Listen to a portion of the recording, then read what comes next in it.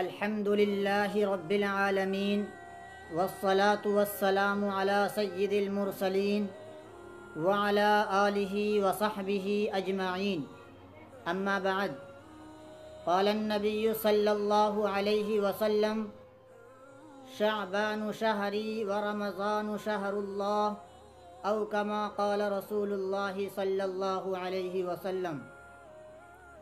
انداز بیاں گرچہ بہت شوق نہیں ہے، انداز بیاں گرچہ بہت شوق نہیں ہے، شاید کہ اتر جائے تیرے دل میں میری بات۔ معزز و مکرم دینی بھائیوں، میں آج آپ حضرات کی خدمت میں شعبان کی 15ویں رات جس کو شب برات کہتے ہیں اس کے متعلق چند باتیں عرض کرنے کی جسارت کر رہا ہوں۔ آپ حضرات سے محبت کے ساتھ میں درخواست کر رہا ہوں کہ آپ حضرات ان باتوں کو توجہ کے ساتھ سن کر پھر اسی کے مطابق شب برات کو گزارنے کی فکر اور کوشش کریں۔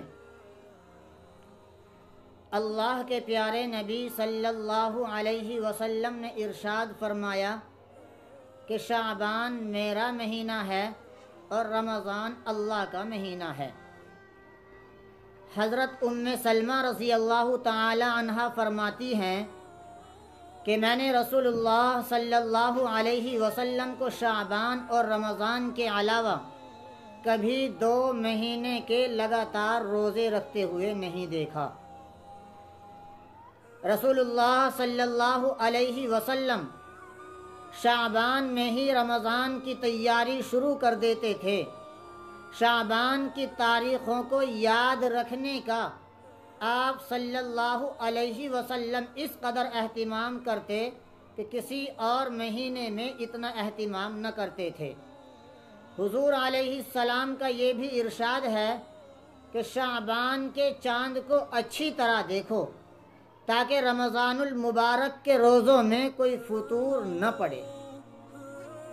معزز دینی بھائیوں، اسی ماہ یعنی شعبان کی 15ویں رات شب برات کہلاتی ہے۔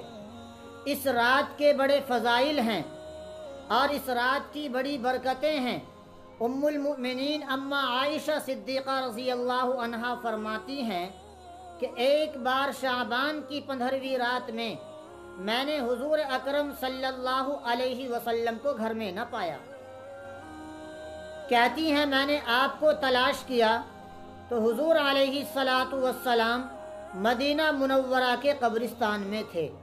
حضور صلی اللہ علیہ وسلم نے مجھے دیکھ کر فرمایا، اے عائشہ، کیا تم یہ سمجھتی تھی کہ اللہ اور اللہ کے رسول تم پر ظلم کریں گے؟ حضرت عائشہ رضی اللہ عنہا نے جواب دیا، اے اللہ کے رسول، میں سمجھی کہ ہو سکتا ہے کہ آپ کسی ازواج مطہرات کے یہاں تشریف لے گئے ہوں۔ حضور علیہ السلام نے فرمایا، آج شعبان کی 15ویں رات ہے۔ اس رات اللہ تعالی آسمان دنیا پر تشریف لاتے ہیں اور قبیلہ بنی کلب کی بکریوں کے بالوں کے برابر گناہ گاروں کی بخشش فرماتے ہیں، ان کو معاف فرماتے ہیں۔ دوسری روایت میں ہے کہ حضور صلی اللہ علیہ وسلم نے حضرت عائشہ سے فرمایا، کیا تم جانتی ہو کہ اس رات میں کیا ہوتا ہے؟ حضرت عائشہ رضی اللہ عنہا نے جواب دیا، ما فیہا یا رسول اللہ، آپ ہی فرمائیں اے اللہ کے رسول، اس میں کیا ہوتا ہے؟ حضور علیہ السلام نے فرمایا، اسی رات میں اس سال پیدا ہونے والے ہر بچے کا نام لکھا جاتا ہے۔ اسی رات میں تمہارے اعمال اٹھائے جاتے ہیں اور تمہارا رزق اتارا جاتا ہے۔ روایت میں ہے کہ اللہ تعالی اپنی ساری مخلوقات کی مغفرت فرما دیتے ہیں اس رات میں۔ لیکن میرے دینی بھائیوں، کچھ حضرات وہ ہیں، کچھ ہمارے بھائی وہ ہیں جو اس رات میں بھی اللہ تعالی کی مغفرت اور بخشش سے محروم رہتے ہیں۔ وہ کون ہیں؟ وہ ذرا توجہ کے ساتھ سن لیں۔ और फिर अपने आप को झंझोड़ कर देखें कि मैं उनमें से तो नहीं हूँ जिनकी सरात में मगफिरत नहीं की जाती, जिनकी सरात में बख्शिश का ऐलान नहीं होता। हर एक दीनी भाई से मैं दरख्वास्त कर रहा हूँ कि मेरी इन बातों को सुनकर वो हजरात अपने आप को टटोल कर देखे कि मैं उस फहरिस्त में तो नहीं हूँ।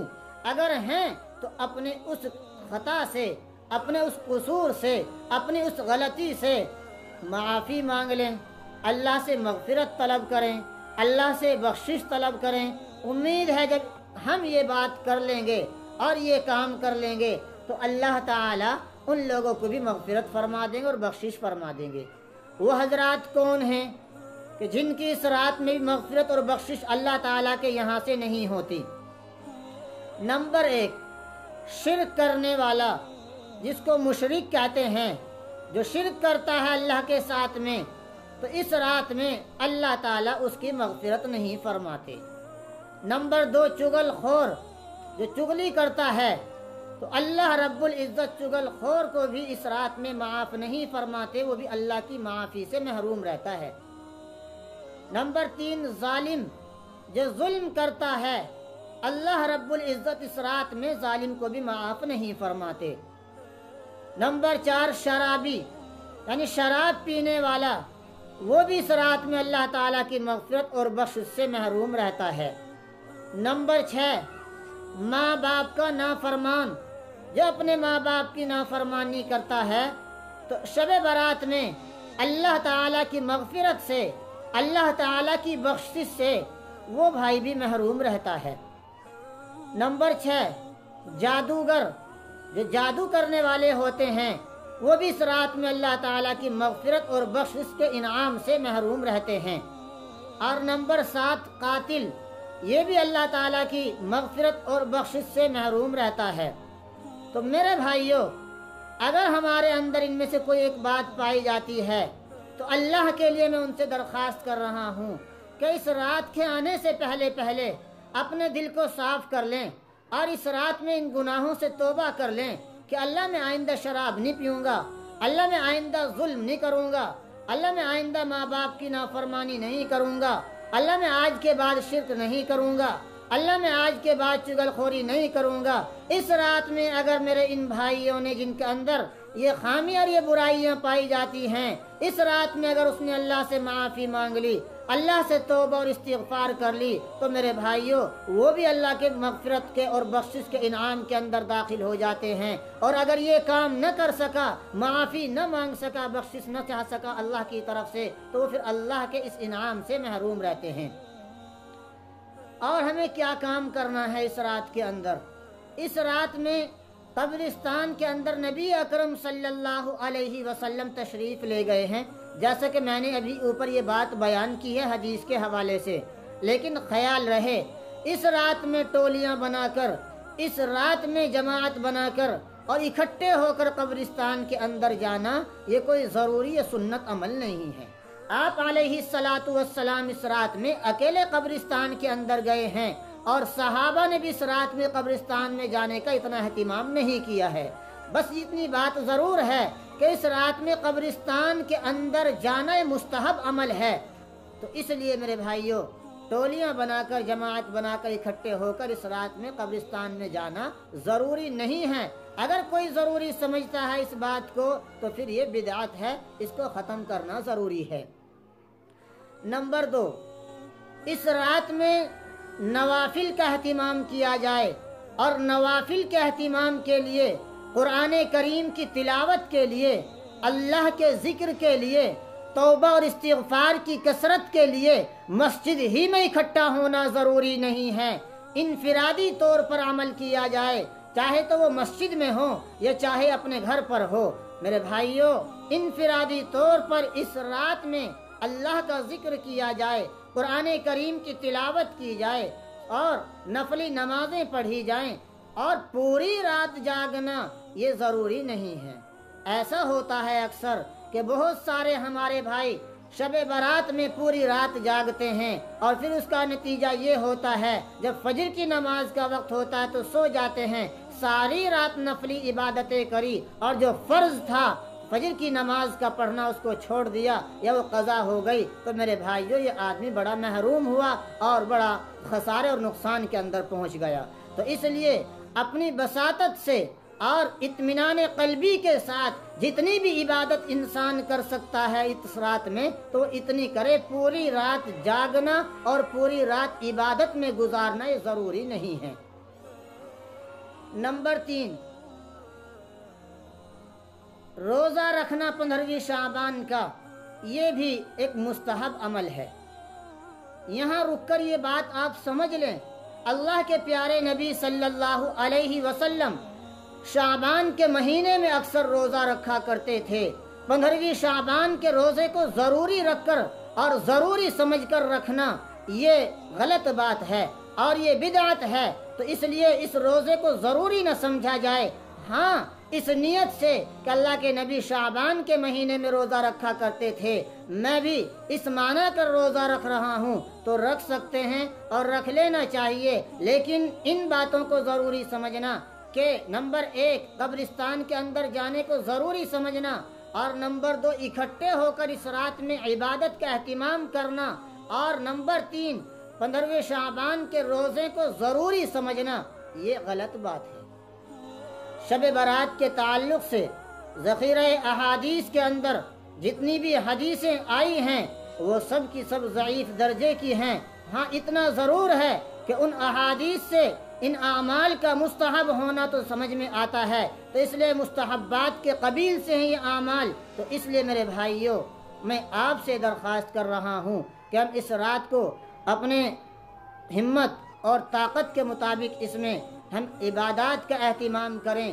اور اس کے علاوہ ایک چھوٹی سی درخواست میں اپنے بھائیوں سے اور گھر کے ذمہ داروں سے یہ کرنا چاہتا ہوں کہ اس رات میں جو پٹاخے چھوڑے جاتے ہیں، پھول جھڑیاں چھوڑی جاتی ہیں اور ہم سمجھتے ہیں تو بچوں کا شوق ہے، یہ غلط بات ہے۔